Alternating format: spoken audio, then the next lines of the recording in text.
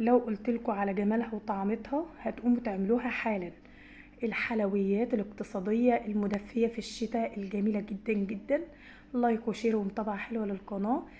طبعا يا حبايب قلبي عملنا مع بعض قبل كده البطاطا بالبشاميل. شوفوا جمالها يا جماعة، والله صدقوني الكاميرا ظلماها. ما شاء الله.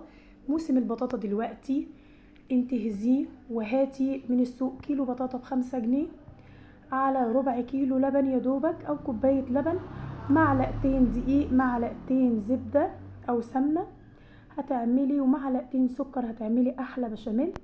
زي ما شايفين حضراتكم بشاميل البطاطا الدايب اللي طبعا من حلاوتها ما قدرتش اصور لكم الا الخرطتين دول.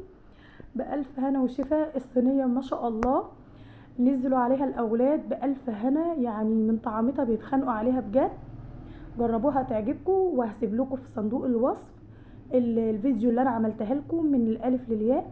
يا رب تنول اعجاب حضراتكم. شجعوني علشان اعمل لكم كل جديد وكل فريد. لايك وشير ومتابعه حلوه في القناه.